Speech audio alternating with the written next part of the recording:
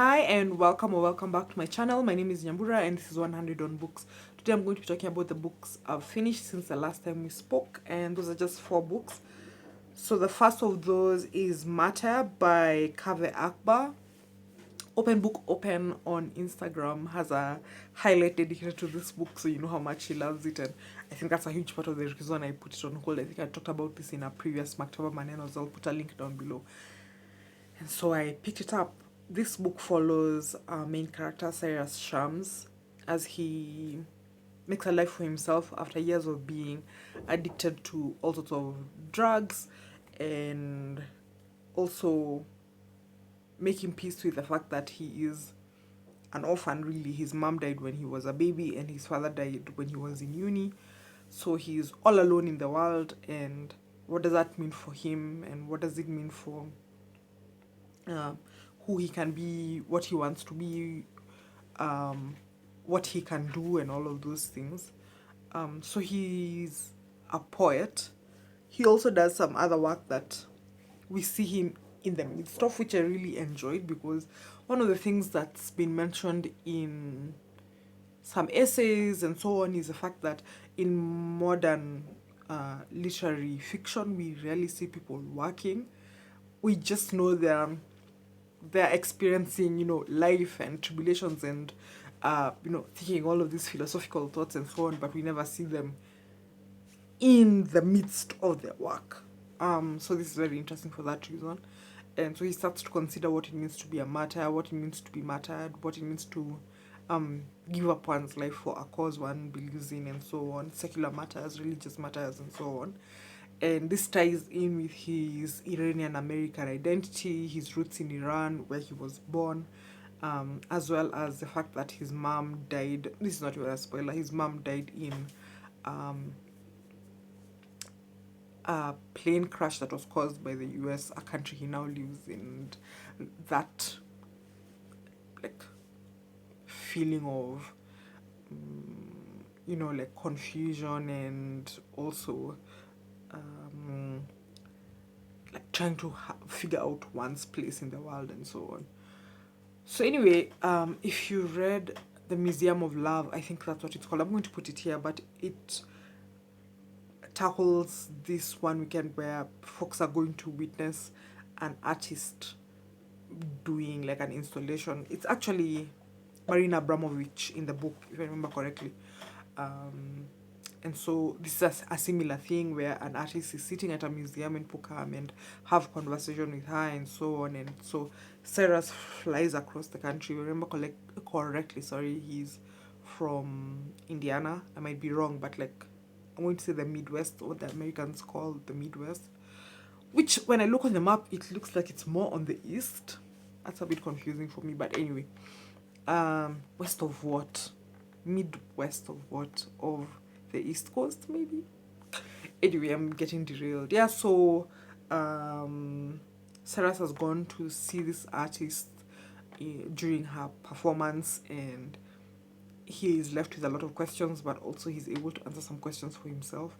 And overall, it's such a beautiful book because also of the way it tackles addiction and recovering from addiction and so on. And I listened to an interview Kavah Akbar gave. I'm going to post a link to it down below, where he talks about his own addiction journey and how that influenced the novel, its writing, and some of the ideas it explores and so on. I really, really enjoyed this novel. And Kavah Akbar, this is his first novel. He's previously written poetry. I'm not really a poetry girly, but I'm looking forward to whatever other novels he has in him. Yeah, it left me thinking. It left me feeling so many things, and it had taken me a while to really get into it. But once I did, I was so immersed. I couldn't look at any other book. So that's Martyr by Kavah Akbar. Next was Just So Happens by Fumio Obata.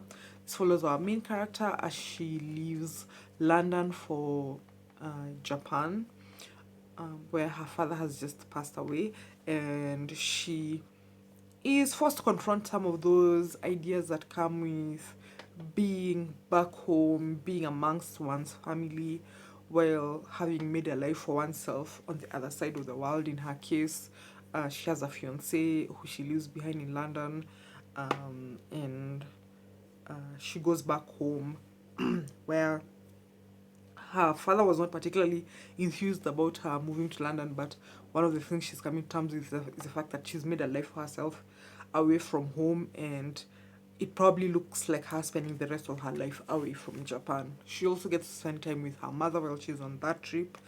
And her mother and her father got divorced when she was a teenager, and one of their points of contention was that her mother was a career woman. So, yeah, they get to talk about what it means to have a career as a woman, what it means to um, break away from social cultural norms and forge a life of one's own, and so on. Yeah, it was a very quiet, meditative, graphic novel. I enjoyed it for the most part, but I don't think it's going to stay with me, to be honest. Like, this is what, a week maybe since I finished it, and it's just like, well, okay. I think also maybe it's one of those things where, like, I've seen those OECD numbers about like developed countries in Asia and how women don't do so well in terms of the workplace and in terms of return to work after having babies and so on. So I'm not unaware of the fact that some countries are better than others in terms of women staying in the workplace, women following their passions, and so on. But I also felt like this book was a bit too simplistic about that take. Maybe it's just me, but I wondered about whether there could have been a bit more nuance in the way these ideas of quote unquote East versus West could have been handled. I don't know where I first heard about this book. I think it was Instagram, but I'm happy I picked it up. It was an interesting read on the whole. The next book I finished was The Covenant of Water by Abraham Verghese. I did an hybrid read, and he's the one who, the author, reads the audiobook. This book follows multiple generations of a family in Kerala, spanning from before India's independence from Britain all the way till, I'm gonna say, the 70s or the early 80s. And it follows, it's mainly focused on this one family where they have what they call a condition. It's not really a spoiler here. The men, especially in the family, have a great aversion to water. So, like, they're afraid of water being poured on them. They drown easily. They are afraid of getting into water bodies and so on. And so we follow multiple generations of this family that's classed a certain way within their particular environment. They're landowners. Um, the patriarch of the family, when we first encounter the family, is a man who's very generous with land, who treats his workers in a particular way, and yet casteism and the class dynamics of India still show up even in this small setting. So, for instance, the patriarch of the family has a very old and loyal servant who's been by his side since the very beginning of him working on that land. And this is a man who never enters his master's home because of his caste position. And so we see some of those transformations in society that mean that later generations start to ask themselves, does it make sense for people who work by our side, who work for us, who we regard in so many ways highly, to not be able to have the same rights as we do, as our children do, and so on. And this is also happening in the context of them being Christians. They are called St. Thomas Christians, because the story is that St. Thomas, doubting Thomas from the Bible, went and set up a mission in what is now Kerala, and that's where those Christians come from, that particular Christian group comes from. And so, yeah, this family is evolving as India evolves. So we see some of these things happening parallel to each other. But and then we also see the stories of at least one particular story of a young man who comes from Glasgow in Scotland in the UK and goes to India to work in the Indian medical service because his class and his religion in Scotland do not allow him some of the opportunities he would like.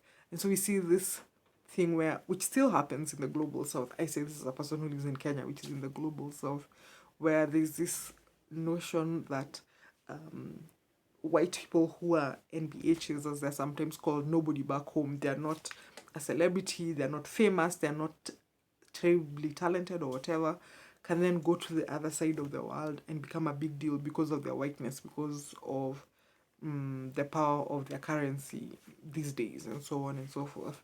And so this something like that, not quite, because as I say, it's religion that is the reason he can't progress.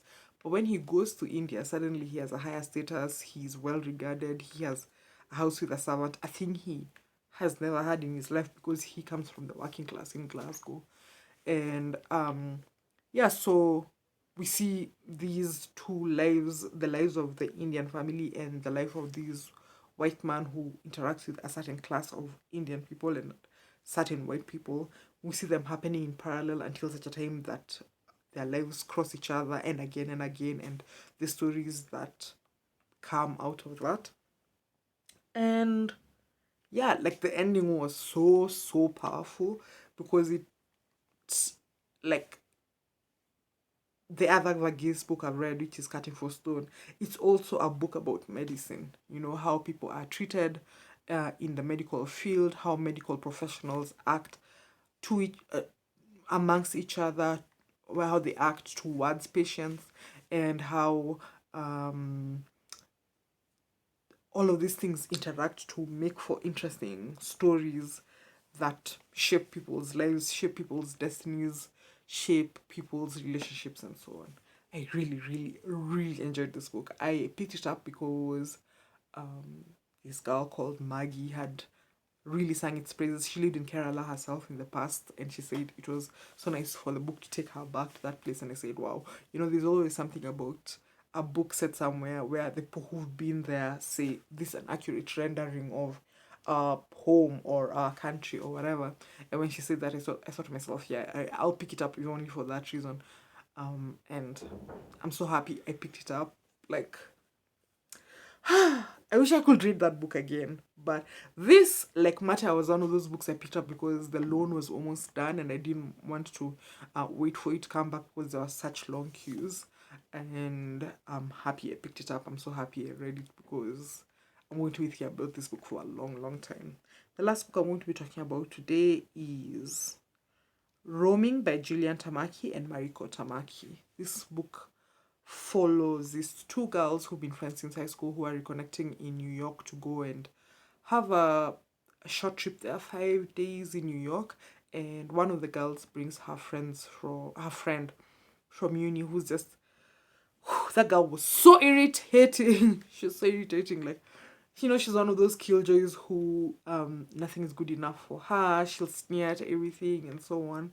And then she ends up having a fling with one of the friends, and that causes tension between the friend she came with and the friend she has a fling with.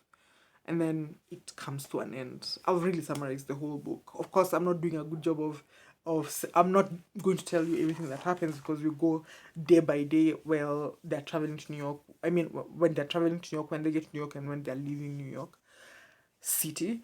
And yeah, like I was left with a lot of questions, like why did you think it was a good idea to bring this little friend of yours?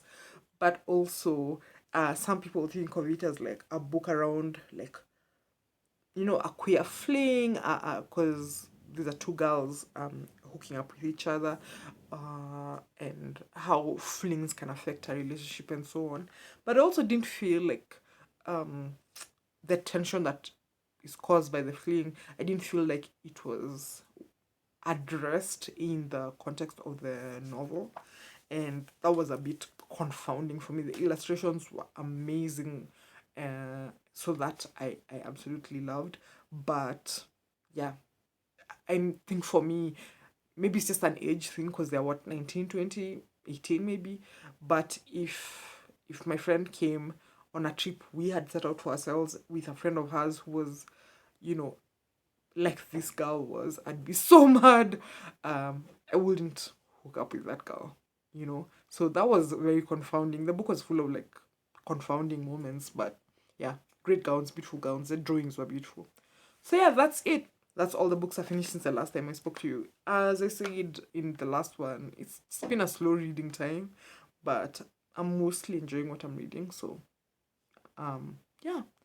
Please let me know down below what books you finished lately, what you've enjoyed, what you haven't really enjoyed, if you've read any interesting graphic novels or comic books or something.